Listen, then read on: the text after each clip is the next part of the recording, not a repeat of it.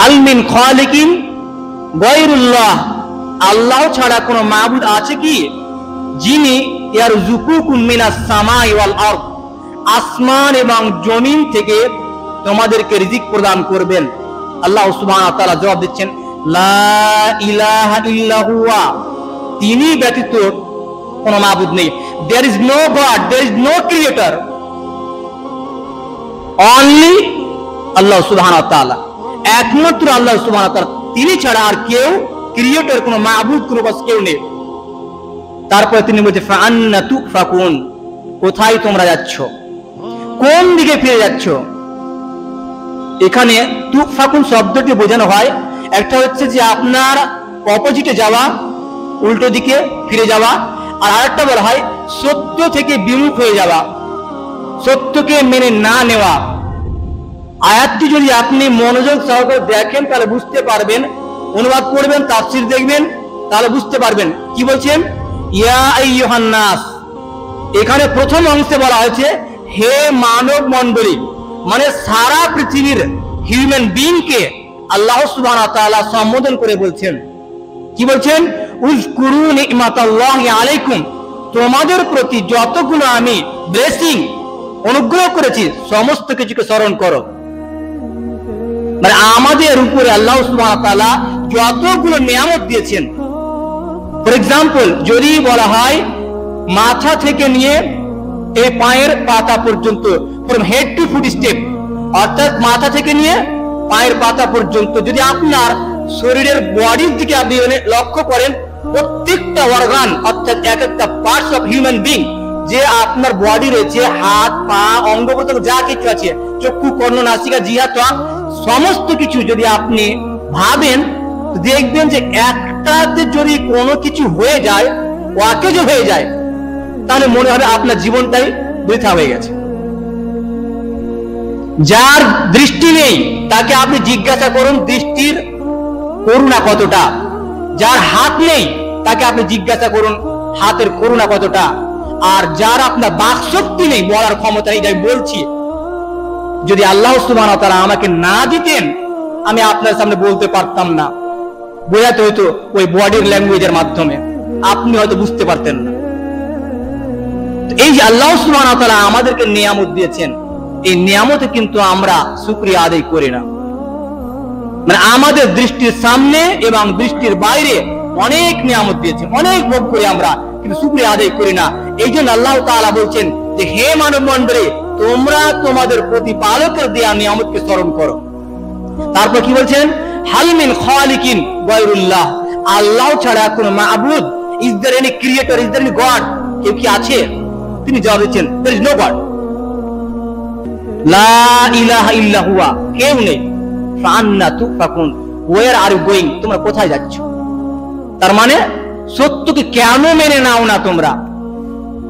এই আয়াতটি নিয়ে যদি আপনি ভাবেন তাহলে এই আয়াতটি আপনার উপরে যথেষ্ট, আর অন্য কোনো কিছু প্রয়োজন নেই যদি ভাবেন তাহলে। আর যদি না ভাবেন, অসংখ্য নিয়ামত ভোগ করার পর কাফের, মুশরিক, নাস্তিক সবাই বেঁচে আছে আপনার, কিন্তু মেনে নেই না আল্লাহ সুবহানাহু ওয়া তাআলা কথাকে।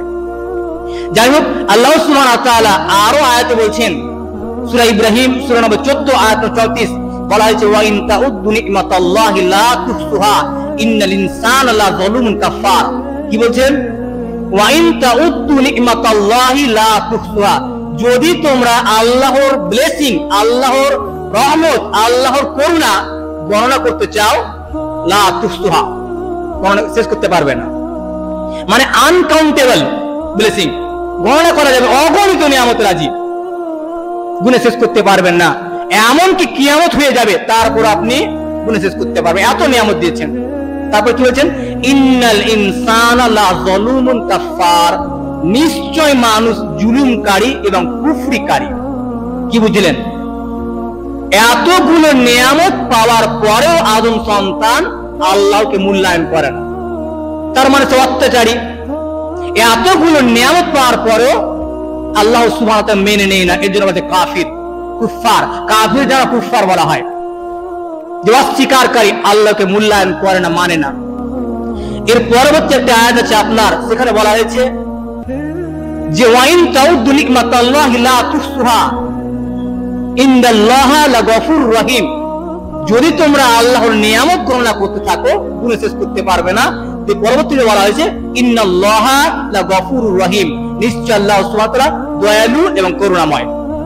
এক জায়গায় বলেছে মানুষ কাফির এবং জুলুমকারী, আরেকটি আয়াতে আল্লাহ তাআলা বলছেন যে তিনি ক্ষমাশীল, তিনি করুণাময় এবং দয়ালু। তো এই যে আল্লাহ সুবহানাহু ওয়া তাআলার নিয়ামত, অসংখ্য নিয়ামত রাজিব, তার মধ্যে অন্যতম একটি নিয়ামত হচ্ছে দিস ইজ, অর্থাৎ মোবাইল। এটা একটি নিয়ামত। তো নিয়ামত সম্পর্কে যতগুলো আমরা দেখতে পাচ্ছি আমাদের দৃষ্টির ভেতরে আর বাইরে, তার মধ্যে অন্যতম একটি হচ্ছে এটা হচ্ছে মোবাইল। যে মানুষকে আল্লাহ সুবহানাহু ওয়া তাআলা নলেজ দিয়েছেন, জ্ঞান দিয়েছেন, তার মাধ্যমে তার বদৌলতে আবিষ্কার করেছেন এই মোবাইল। তো যাই হোক, সংক্ষিপ্ত কথা আমি নিয়ামত সম্পর্কে বললাম। এবারে আসি এই মোবাইল সম্পর্কে সংক্ষিপ্ত কথা। এই মোবাইল কি জিনিস? এই মোবাইলের আপনি দুটি দিক রয়েছে, দুটি সাইড। একটি হচ্ছে ভালো দিক আর আরেকটি হচ্ছে খারাপ দিক। একটি ভালো দিক আর একটি খারাপ দিক।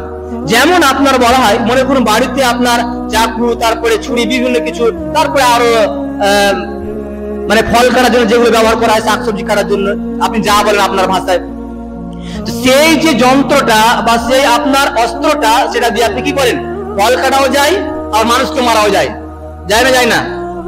মানুষকে মারাও যায়। তো যদি আপনি ফল কাটেন তো আপনার অপরাধ হবে? আপনার অপরাধ হবে না। কিন্তু যদি আপনি অন্যায় ভাবে কাউকে যদি ছুরি দিয়ে হত্যা করে দেন তাহলে আপনার অপরাধ। সেম যেমন ওই ছুরিটা, ওই চাকুটা দুটি দিক রয়েছে, ঠিক এটারও কিন্তু দুইটি দিক রয়েছে। যদি একে ভালো কাজে ব্যবহার করেন তাহলে ভালো, আর যদি খারাপ কাজে ব্যবহার করেন তাহলে আপনার খারাপ। দুইটি দিক রয়েছে। আজকে বর্তমান সমাজে যদি দেখা যায়, মানে খারাপ জিনিসটা, হার্মফুল জিনিস, আপনার মানে ক্ষতিকর জিনিসটা ভালো জিনিসের প্রতি বিজয় লাভ করেছে। পার্সেন্টে যদি আপনি দেখেন, বর্তমানে যত আপনার ইয়ং বলেন, ছোট বলেন, আপনার বৃদ্ধ বলেন, যদি আপনি দেখেন 95% মানুষ মানে আপনার ক্ষতিকর দিকে মোবাইলটাকে ব্যবহার করে থাকে। 5% হয়তো বা তারও কম হবে যে ভালো কাজে ব্যবহার করে, বাকি ক্ষতিকর কাজে ব্যবহার করে থাকে। এই মোবাইল আপনার এমন একটি হাতিয়ার, এমন একটি অস্ত্র, একটি সমাজকে ধ্বংস করে দিতে পারে, একটি পরিবারকে ধ্বংস করতে পারে, এবং ব্যক্তিগত জীবনকে, এমনকি অর্থনৈতিক, রাজনৈতিক সমস্ত জীবনকে আপনার নষ্ট করে দিতে পারে। হ্যাঁ, আবার ভালো করতে পারে যদি ভালো কাজে ব্যবহার করা হয়। পরবর্তী আমি স্টেপ বাই স্টেপ আলোচনা করব। সংক্ষিপ্ত এই মোবাইলের কথা বললাম দুইটি দিক সম্পর্কে, যে আপনার এই দুটি দিক রয়েছে, ভালো এবং খারাপ। যে যে উদ্দেশ্যে ব্যবহার করবে সে সেই উদ্দেশ্যের ফল পাবে। যদি আপনি ভালো কাজে ব্যবহার করেন তার পরিণাম ভালো হবে, রেজাল্ট ভালো হবে। পক্ষান্তরে যদি আপনি এটাকে অপোজিটে আপনি খারাপ দিকে ব্যবহার করেন তাহলে আপনি খারাপ দিকে চলে যাবেন, ধ্বংসের দিকে চলে যাবেন। আসুন এবার বোঝার চেষ্টা করি যে এই যে দুইটি দিক, ভালো এবং খারাপ। তো প্রথমে আমরা দেখি যে ভালো দিক কি কি। এই যে মোবাইল আছে, এই মোবাইল ভালো দিক কি কি, এর গুণ কি আছে, কয়েকটি পয়েন্ট আমি আলোচনা করব। প্রথমত এটা হচ্ছে বিজ্ঞানের আবিষ্কার। প্রথম নাম্বার পয়েন্ট যেটা বলা হচ্ছে সেটা হচ্ছে আপনার দৈনন্দিন জীবন, আমাদের real life, day by day যে জীবন, এটাকে সহজ করে দিয়েছে। আমাদের জীবন অনেক সহজ করে দিয়েছে। পূর্বের, আজ থেকে 20 বছর পূর্বে, 30 বছর পূর্বে যদি আপনি দেখেন, তাহলে মানুষ অনেক সামাজিকতা থেকে আপনার কি ছিল, মানে যোগাযোগ থেকে বিচ্ছিন্ন ছিল। এখান থেকে আপনার অন্য কোনো দেশে, অন্য কোনো স্টেটে আপনার গিয়েছে, কোন কাজের মাধ্যমে হতে পারে, পড়াশোনার ক্ষেত্রে হতে পারে, তখন কি যোগাযোগটা তার বিচ্ছিন্ন ছিল, সরাসরি যোগাযোগ হতো না। লেটারের মাধ্যমে, চিঠির মাধ্যমে মাসকে মাস পৌঁছাতে লাগতো, এবং সেখানে পোস্টের মাধ্যমে সেখানে পড়ে থাকতো, তারপরে খবর যেত। ফর এক্সাম্পল, মনে করুন যে আজ থেকে 20 বছর 30 বছর পূর্বে যদি এইরকম আপনার চিঠির ব্যবস্থা ছিল, বা তারও পূর্বে এরকম ছিল যে কেউ কোনো কাজে গিয়েছে, তার আত্মীয় স্বজন কেউ মারা গিয়েছে, তো মানে আপনার লেটার পাঠানো হইতে থাকে। তার লেটার পাঠানো 1 মাস পরে সে জানতে পেরেছে যে আত্মীয় স্বজন তার মারা গেছে। কিন্তু আজকে বর্তমান জামানায় শুধু জানতে পারে না, বরং চোখের সামনে সে মোবাইলে দেখতে পায় কি হচ্ছে। তার মানে এই দৈনন্দিন জীবনকে, আমাদের সামাজিক জীবনকে কি করেছে, সহজ করে দিয়েছে। কানেকশনের যোগাযোগ, এখান থেকে সৌদিতে আছে, কোথায় আছে আপনার দুবাই আছে, আরো বিভিন্ন জায়গায় পৃথিবীর বিভিন্ন আপনার এরিয়াতে আছে, মুহূর্তের মধ্যে কন্ট্যাক্ট হয়ে যায়, যোগাযোগ হয়ে যায়। ইতিপূর্বে ছিল না। কত সহজ করেছে আমাদের জীবনকে এই মোবাইলে। তাহলে এটা হচ্ছে সামাজিক আপনার যোগাযোগ মাধ্যমকে সহজ করে দেওয়ার একটা অন্যতম বড় মাধ্যম, যেটা ইতিপূর্বে ছিল না। শুধু আপনার অডিও নয়, ভিডিও, যে আমরা সঙ্গে সঙ্গে আমরা দেখতে পাই কোথায় কি ঘটছে। এই মোবাইল এক পর্যায়ে কি ছিল, যখন প্রথম আপনার আবিষ্কার করা হয়, এই মোবাইলটা আপনার 1 কিলো মানে 1.1 আপনার 1100 ওজন ছিল এই মোবাইলটা। তারপরে আস্তে আস্তে কি হয়, আপনার টেলিফোন হলো, কয়েন বুথ হলো, যে আস্তে আস্তে এখন মানুষের পকেটে ঢুকে গেছে।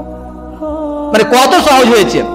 এখানে একটি কথা বলে দিই, সেটা হচ্ছে এই মোবাইল যখন তারের সাথে জড়িত ছিল তখন কিন্তু মানুষ স্বাধীন ছিল। ভালো করে শুনবেন, মোবাইল যখন তারের সাথে জড়িত মানে আপনার মনে করুন যেখানে তার লাগাচ্ছে, এখানে লাগানো রয়েছে, আপনি নিয়ে বেরোতে পারবেন না সব জায়গা। তখন মানুষ কি ছিল, মুক্ত ছিল, স্বাধীন। মোবাইলটা এক জায়গায় আছে, প্রয়োজন মতো ব্যবহার করতো, আবার রেখে দিত।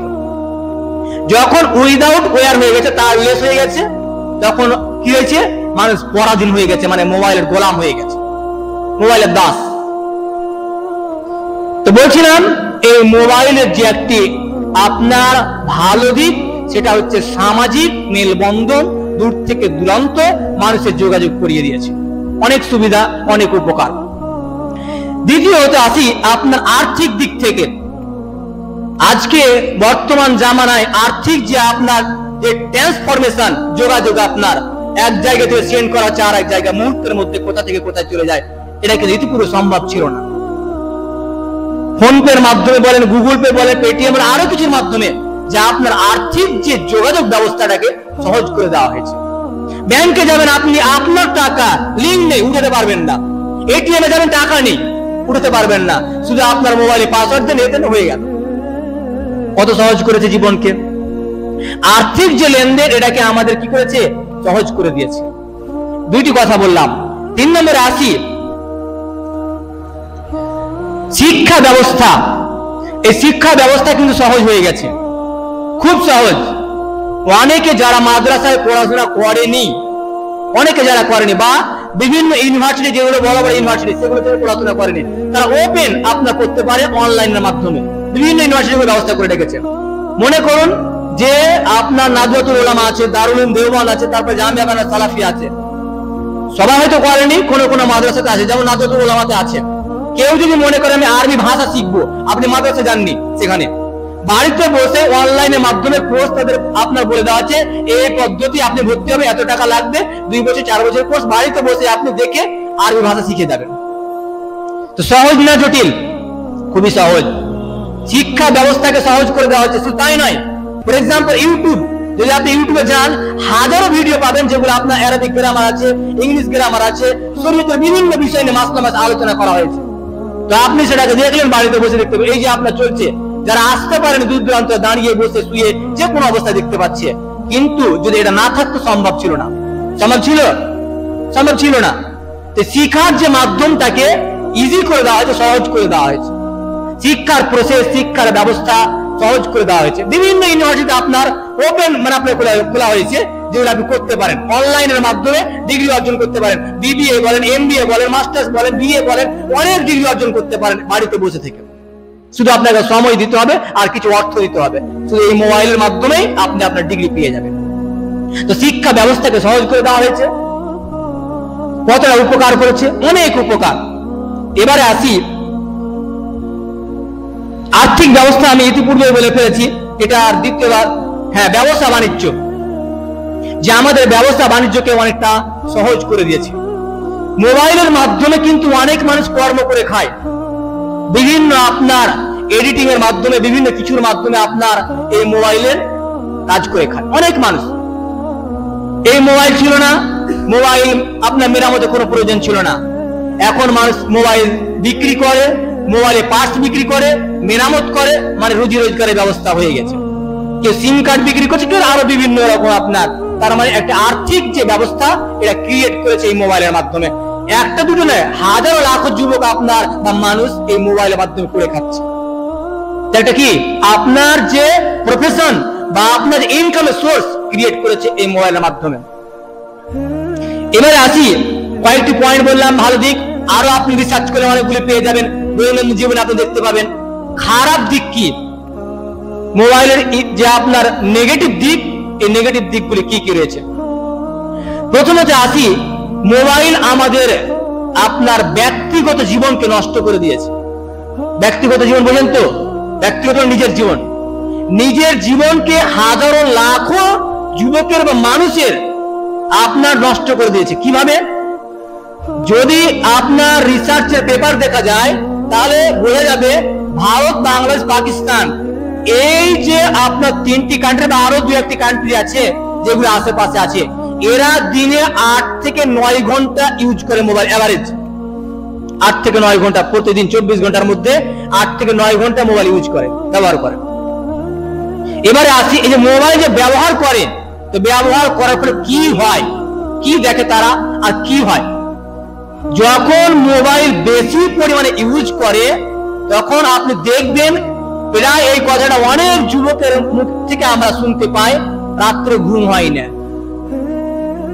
রাত্রে ঘুম হয় না। যখন একটা মানুষ আপনার মোবাইল রাত্রি 2টা 3টা পর্যন্ত বা ফজরের আজান পর্যন্ত ইউজ করে, মোবাইল ব্যবহার করে, ওই মানুষের ঘুম কি করে হতে পারে?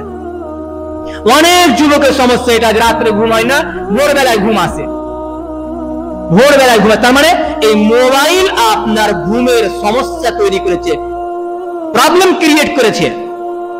অনেক মানুষের আপনি মুখে শুনতে পাবেন, কেউ হয়তো আপনার পার্সোনালি বলতে পারে, কেউ ওপেনলি বলতে পারে, কিন্তু অনেক মানুষ পার্সোনালি বলতে পারে ঘুমের সমস্যা। তার মানে বোঝা গেল যে এই মোবাইল মানুষের ব্যক্তিগত জীবনের মধ্যে অন্যতম একটি কি ঘুমকে কেড়ে নিয়েছে।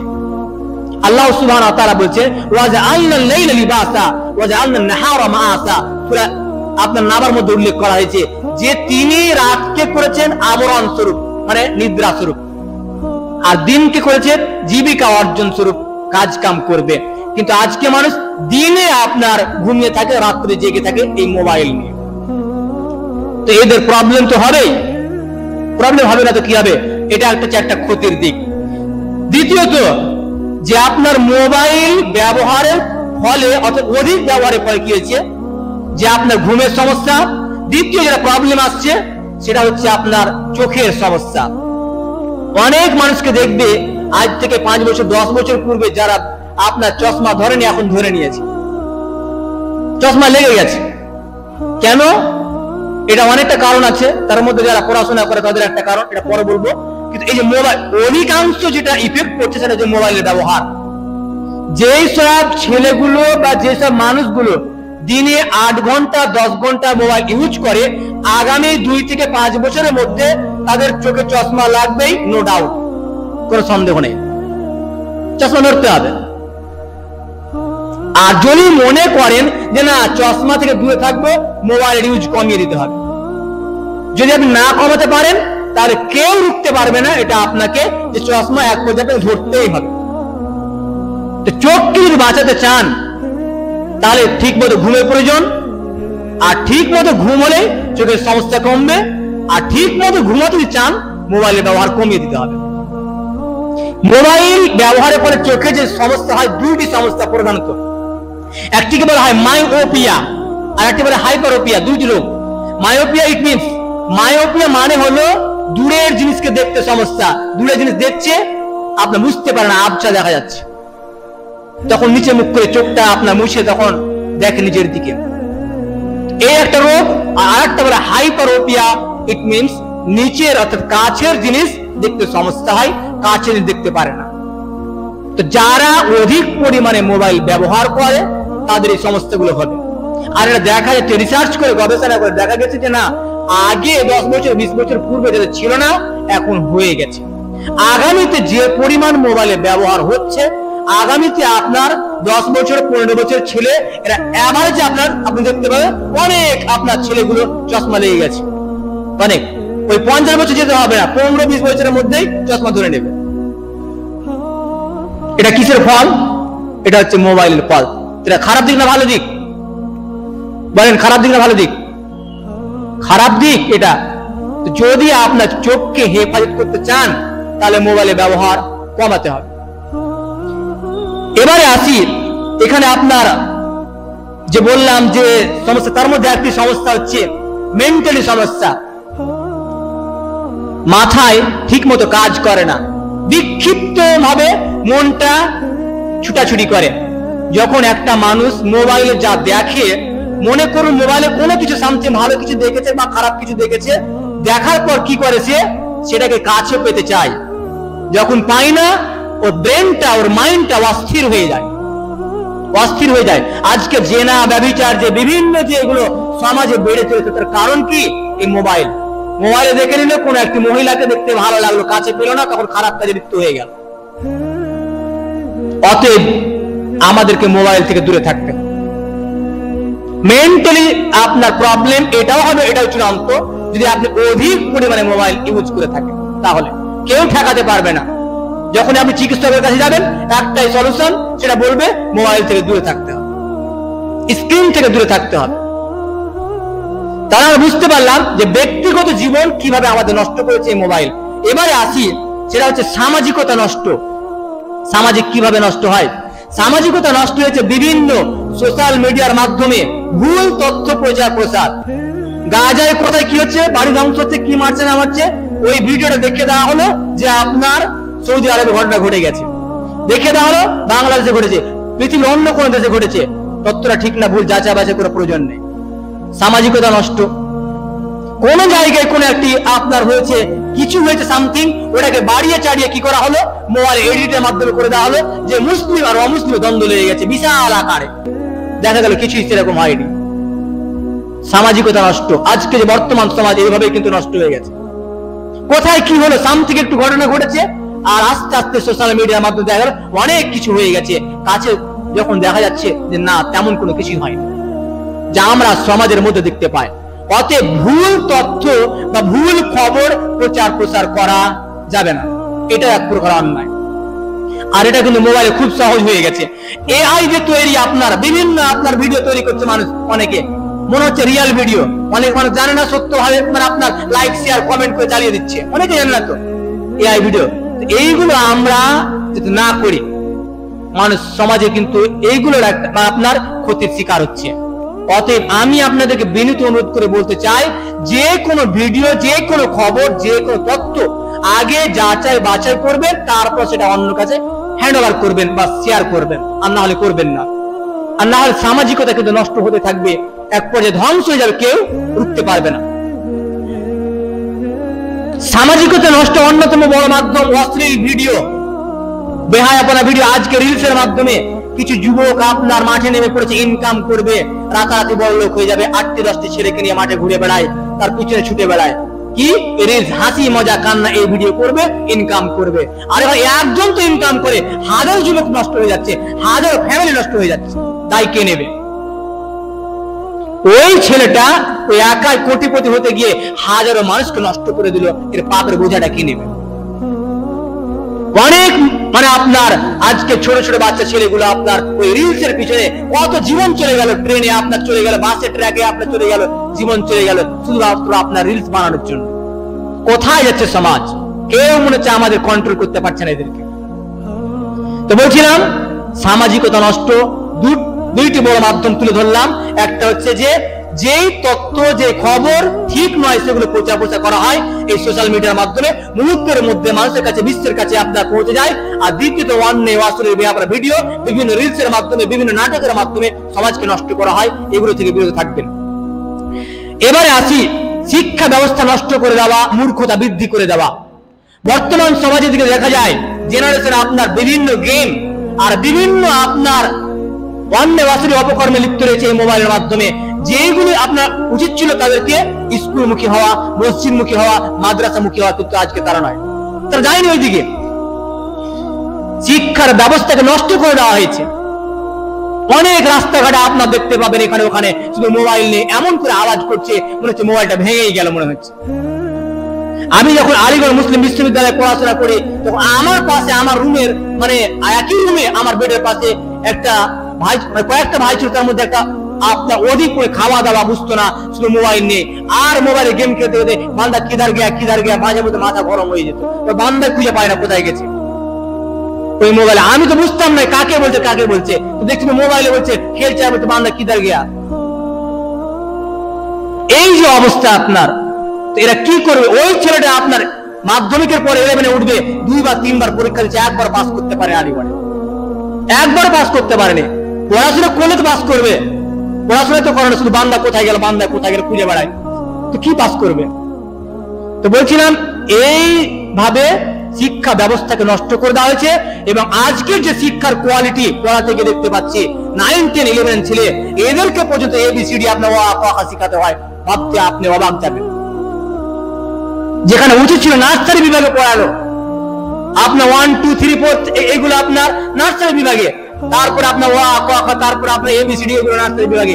আজকে অধিকাংশ আপনার ছেলে মেয়ে এরকম হয়ে গেছে যে 9, 10 পড়ছে, 11, 12 পড়ছে, অথচ তার নামের স্পেলিং ইংরেজিতে ভালোভাবে পড়তে পারে না। কিভাবে পারবে বলেন তো? তাহলে এগুলো কি? এগুলো হচ্ছে খারাপ দিক। এই শিক্ষা ব্যবস্থাকে নষ্ট করে দেওয়া হয়েছে। চতুর্থ আসুন, সেটা হচ্ছে পারিবারিক, যে পারিবারিক জীবন সেটাকে নষ্ট করে দেওয়া হয়েছে। কিভাবে পারিবারিক জীবন নষ্ট করা হয়েছে? আগে আপনার আজ থেকে 10 বছর পূর্বে, 20 বছর পূর্বে, 15 বছর পূর্বে, আপনি যাই বলুন না কেন, যখন আপনার এই মোবাইলের ব্যবহার সচরাচর হয়নি, গ্রামগঞ্জে এলাকায় আপনার কি হতো?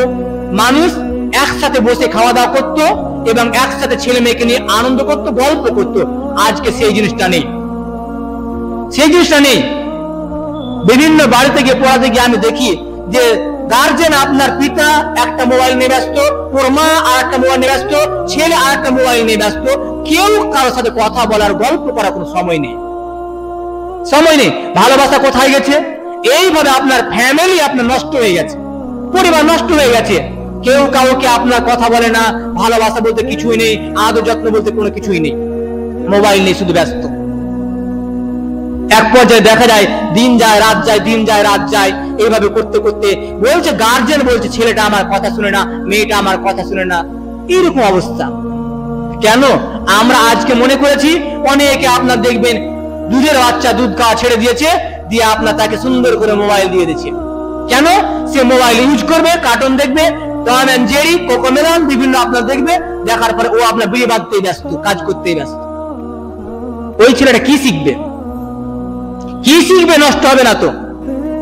আরেকটি কথা বলে দিই আপনার, এখানে অনেক গার্জেন আছে, যেটা আমি বুঝতাম না, এখন বুঝতে পারছি, যে তাদের বাচ্চা ছেলে আপনার দুধ খাওয়া ছেড়েছে, আপনার একটু বড় হয়েছে, বলছে যে মাথা ঠুকছে মানে বুঝলাম না, দেওয়ালে মাথা ঠুকছে মাঝে মধ্যে, দেওয়ালে মাথা, ও কেন ঠুকতে শুরু করলো? কি হলো ওর?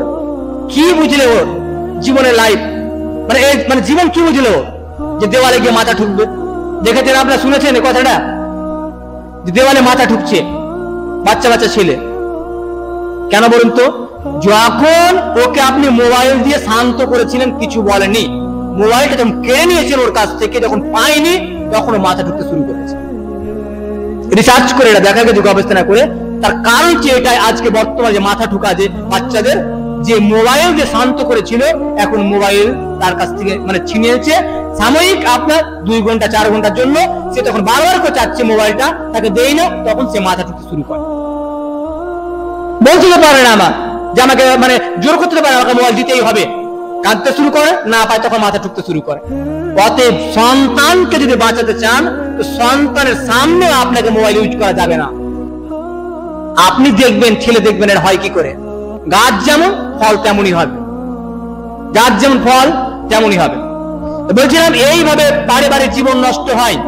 তার স্ত্রী বিভিন্ন আপনার ভিডিও দেখছে, দিয়ে আপনার স্ত্রী বিভিন্ন ভিডিও দেখতে ভালো, আপনার কোন সুদর্শন ছেলেকে দেখেছে, আরো কাউকে দেখছে, যে পরে কি লিপ্ত, এখানে ফোন করতে, ওখানে ফোন, 2-4 ছেলে আছে, তারপর কার কাছে পালিয়ে গেল। কিসের মাধ্যম? এই মোবাইলের মাধ্যম। চিনে না জানে না, একবার হাই হ্যালো হয়েছে, যে চলে গেল সেখানে, অথচ বাচ্চা আছে, কোনো কেয়ার করলো না, কে দেখবে, কে খাওয়া হবে, কে পড়বে না, চলে গেল। এবার সামাজিক নষ্ট, আপনার পারিবারিক। সময় যেহেতু সংক্ষিপ্ত, আমি সংক্ষিপ্ত করে এগিয়ে যাচ্ছি। এবারে আসি অর্থনৈতিক জীবন নষ্ট করে দেওয়া, বেকারত্ব বৃদ্ধি করে দেওয়া।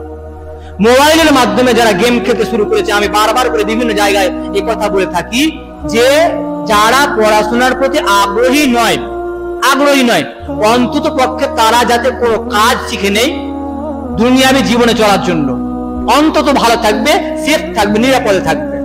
মোবাইল ঘাঁটতে ঘাঁটতে ব্যস্ত, দিন যায় রাত যায়, 8 ঘন্টা 10 ঘন্টা, পড়া নেই, শোনা নেই, কোনো কাজ নেই, কাম নেই। এবারে তখন কি করলো, এখন বিবাহ করবে। 15 বছর 16 বছর 20 বছর বয়স হলো, বিবাহ করবে। বিবাহ হলো, কাজ নেই, কাম নেই, কি করবে, এখন ফাঁসিতে ঝুলবে। এখন কে খাওয়াবে? না তো বিষ খাবে, আর না তো ট্রেনে গিয়ে আপনার জান দেবে। এই তো চলছে, সামাজিকতা নষ্ট এইভাবে। অতএব আমি আপনাদেরকে বলছি যে এই সমস্ত কর্মকাণ্ডের বিরুদ্ধে থাকতে হবে। তাহলে সমাজ কিন্তু একদিনে খারাপ হয় না, আর একভাবে হয় না, আস্তে আস্তে আস্তে আস্তে করে খারাপ হয়। আর বিভিন্ন আপনার পার্টস যখন খারাপ হয়ে যায় তখন সমাজটা ধ্বংস হয়ে যাবে। তো বেকারত্ব বৃদ্ধি, বেকারত্ব কিন্তু কমাতে হবে। যারা আপনার ওই পড়াশোনার প্রতি আগ্রহী নয় তারা যাতে কোনো কাজ শিখে নেয়, কোনো স্কিল শিখে নেয় দুনিয়াবী জীবনের জন্য, অন্তত পক্ষে তাদের দুনিয়াবী জীবনটা বেঁচে যাবে। তো এই হলো আমাদের সংক্ষিপ্ত কথা। এবারে আসি যে এখান থেকে উত্তরণের পথ কয়েকটি, যে এই যে এডিকশন, মোবাইল এডিকশন, তো কিভাবে আমরা এখান থেকে বাঁচবো, how to save our self, মানে আমরা নিজেদেরকে কিভাবে বাঁচাবো এখান থেকে। প্রথম কথা, প্রয়োজন ছাড়া মোবাইল ব্যবহার করা যাবে না।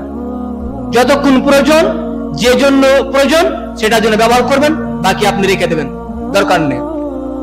মোবাইল নিলাম, আমি জিজ্ঞাসা করবেন নিজেকে, মোবাইলটা কেন নিলাম? আমি যে মোবাইলটা ধরলাম কেন, ওয়াই?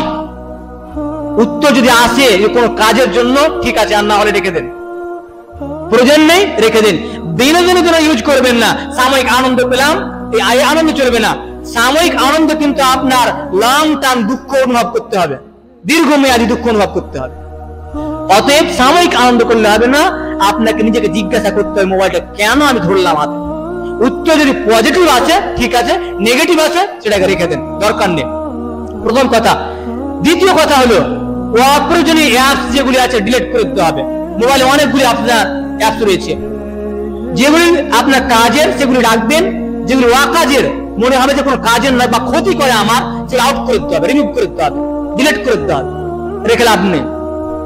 তারপরে আসি আপনার তৃতীয়ত, নির্দিষ্ট কোন জায়গায় মোবাইল ব্যবহার করতে হবে, সব জায়গায় নয়। আপনার স্পেসিফিক এরিয়া করবেন, নির্দিষ্ট কোন জায়গায়।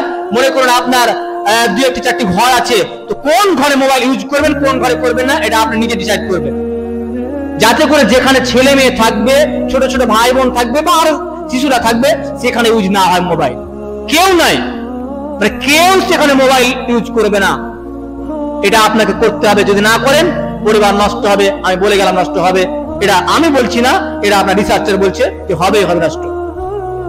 তারপরে আসি আপনার পড়ার সময়। আজকে আমরা মোবাইলকে ব্যবহার করে অনেকে বলি যে উপকারী, হ্যাঁ উপকারী। একজন আপনার পিএইচডি করছিল রিসার্চার, সে কি করে, ওকে কে বুঝিয়ে দিয়েছে যে মোবাইলের মাধ্যমে, ইন্টারনেটের মাধ্যমে আপনার অনেক তথ্য পাওয়া যায়, পিএইচডি রিসার্চে থিসিস লিখতে গিয়ে আপনার হেল্পফুল হবে। সে কি করলো, একটার পর একটা ওয়েবসাইটে ঢুকতে থাকে, ওয়েবসাইট ওপেন হতে থাকে, ঢুকতে থাকে, ওপেন হতে থাকে, তার থিসিস লেখা বন্ধ হয়ে গেল। থিসিস লেখা বন্ধ হয়ে গেল কেন? কন্ট্রোল করতে পারেন নিজেকে যে আমি কি চাই। একটার পর একটা আপনার ওপেন হতে যাচ্ছে, লিঙ্ক ওপেন হতে যাচ্ছে। তার মানে সেখানে সে কিভাবে ইউজ করবে, কিভাবে নিজেকে রক্ষা করবে, সে এটা বুঝতে পারে না। অতএব শিক্ষার জগৎ হলেও মোবাইল থেকে বেরিয়ে আসতে হবে, সাময়িক ইউজ করতে হবে। তারপরে পরবর্তীতে বলছি কথাটা। তো পড়াশোনার সময় আপনার মোবাইল দূরে রাখবেন, নোটিফিকেশন অফ করে রাখবেন। পড়তে বসেন বই নিয়ে, কে চলে গেল আপনার হোয়াটসঅ্যাপে চ্যাট করেছে, দেখতে লাগলাম, 10 মিনিট পড়েছি, ইউজ করতে করতে মোবাইল দেখা 2 ঘন্টা চলে গেছে। 10 মিনিট পড়েছি আর মোবাইলে 2 ঘন্টা চলে গেছে, আউট হয়ে গেছে সময়। অতএব পড়ার সময় কোরআন তেলাওয়াত বলুন, কোরআন তেলাওয়াত করছেন আপনি অ্যাপস খুলে, আপনাকে আপনার কল করে দিল, কথা বলতে বলতে কোরআন তেলাওয়াত আউট হয়ে গেল, চলবে না এগুলো। আপনার মোবাইলকে আউট করে দিতে হবে, রেখে দিতে হবে, নোটিফিকেশন অফ করে দিতে হবে যে না। এবারে আসি খেতে বসে, অনেকে এটা প্রবলেম, অনেক গার্জেন অভিযোগ করে পড়াতে যায়, তখন বাচ্চা কিন্তু ওই আপনার টিভি ছাড়া, এলইডি এলসিডি ছাড়া, কিন্তু মোবাইল ছাড়া ভাত খায় না। অনেকের এটা প্রবলেম, ভাত খাবে না, খাবার খাবে না, দেখতেই হবে ওকে। এটা হ্যাবিটটা কিভাবে হলো? এটা আমরাই করে দিয়েছি।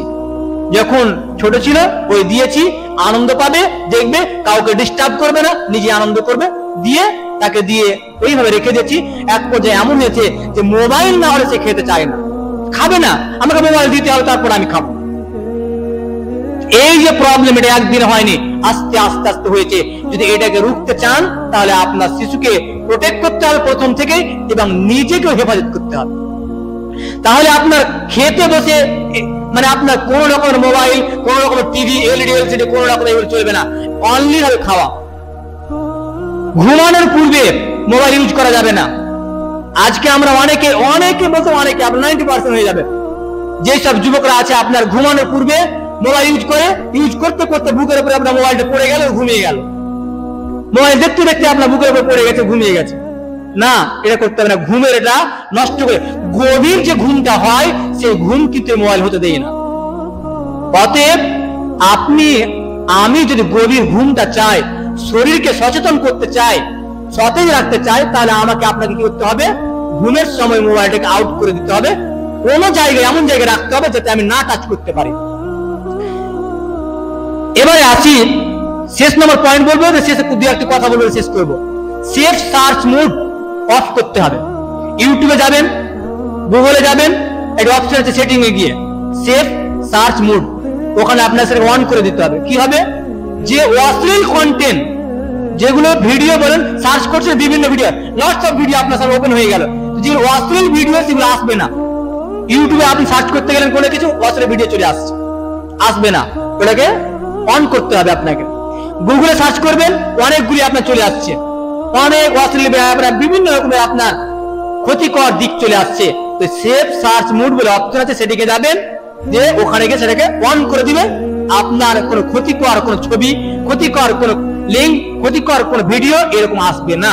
অতএব মোবাইলকে যদি আমরা ইউজ করতে না জানি, ইউজ করতে শিখতে হবে। শুধু মোবাইল নিয়ে আপনার হয়ে গেলে এমনটা নয়, ব্যবহার করতে শিখতে হবে, কিভাবে নিরাপদে রাখা যায়। অতএব আসুন আমরা যে কথাগুলো বললাম মূল্যায়ন করার চেষ্টা করি, নিজেকে বাঁচি এবং পরিবার পরিজনকে বাঁচাই। শেষে একটি কথা বলি, সেটা হচ্ছে যে খাবার সময় বা বিভিন্ন সময় মোবাইল ইউজ না করা। যেমন আমরা দেখি ড্রাইভার গাড়ি চালাচ্ছে, এটা আমি দেখছিলাম অটোতে বা বাসে বিভিন্ন জায়গায়, আপনার এইদিকে মোবাইল চলছে, এইদিকে হ্যান্ডেল ঘুরাচ্ছে, এইদিকে চলছে, এইদিকে হ্যান্ডেল ঘুরাচ্ছে। অ্যাক্সিডেন্ট হবে না? ভালো হবে। এরকম করে হাজার অ্যাক্সিডেন্ট হচ্ছে, গাড়ি, বাস, অনেক অ্যাক্সিডেন্ট হচ্ছে। গান শুনবে, এইদিকে করতে আছে, এইদিকে হ্যান্ডেল ঘুরাচ্ছে, ডানে ঘুরাবে, বামে ঘুরাবে, উল্টো দিয়ে ঘুরিয়ে দিল, তখন হ্যান্ডেলটাকে কোথায় গেল? ধ্বংস হয়ে গেল। ওর জন্য পুরো যাত্রী নষ্ট হয়ে যাবে। অতএব যখন যে কাজটা করবেন সেটার প্রতি ফোকাস করবেন। ইংলিশে একটি কথা বলা হয় মাইন্ডফুলনেস, এটাকে প্র্যাকটিস করতে হবে। মাইন্ডফুলনেস ইট মিন্স, এটা অর্থ হলো প্রেজেন্ট মাইন্ড। আপনি যেখানে আছেন সেখানে থাকবেন। মনে করুন আপনি এখানে বসে আছেন, এখানে মোবাইল আপনি ইউজ করবেন না। যে মোবাইল নিয়ে ইউজ করতে আছেন, তো দুই দিকে ব্রেন কন্ট্রোল করতে পারে না। এবার মোবাইল দেখছেন, আমার কথা শুনছেন, মোবাইল দিচ্ছেন, আমার কথা শুনছেন, চলবে না। ওটাও আউট হয়ে যাবে, এটাও আউট হয়ে যাবে, ব্রেন একটা আপনার থাকবে না। যখন আপনি চা পান করবেন, তো আপনি চায়ের প্রতি ফোকাস করবেন, মোবাইল ঘাটবেন, চা পান করবেন, এটা করবেন না। চা পান করবেন, চায়ের প্রতি ফোকাস, যে আমি শুধু চা পান করছি, ওটার প্রতি ফোকাস করবেন, আনন্দ পাবেন। এইভাবে প্র্যাকটিস করবেন, যখন যে কাজটা করবেন তার প্রতি ফোকাস, দেখবেন যে আপনার জীবন আপনার পরিবর্তন হচ্ছে, লাইফ চেঞ্জিং হচ্ছে, এবং আপনার জীবন কল্যাণকর দেখতে পাবেন সামনে। আর এরকম যদি না হয়, বিক্ষিপ্ত মাইন্ড থাকবে, চঞ্চল মস্তিষ্ক, কোনো কাজ সাকসেসফুল হবে না। শুধু আপনার কমপ্লেন আর কমপ্লেন, এনজাইটি আর ডিপ্রেশন অনেক কিছু দেখা দিবে। অতএব পরিশেষে আমি বলি, আপনাদের সকলকে যে কথাগুলো বললাম, সকলে আমরা মূল্যায়ন করার চেষ্টা করব। আল্লাহ সুবহানাহু ওয়া তাআলা আমাদের সকলকে মূল্যায়ন করার তৌফিক দান করেন, আল্লাহুম্মা আমিন। যেসব ভাইরা জানে না, তাদেরকে যে কথাগুলো শুনলেন বোঝানোর চেষ্টা করবেন, যাতে তারা উপকৃত হতে পারে। আল্লাহ সুবহানাহু ওয়া তাআলা আমাদের সকলকে এই কথাগুলো মূল্যায়ন করার তৌফিক দান করেন, আল্লাহুম্মা আমিন। এখান থেকে আমি আমার বক্তব্য করছি। আসসালামু আলাইকুম ওয়া রাহমাতুল্লাহি ওয়া বারাকাতুহু।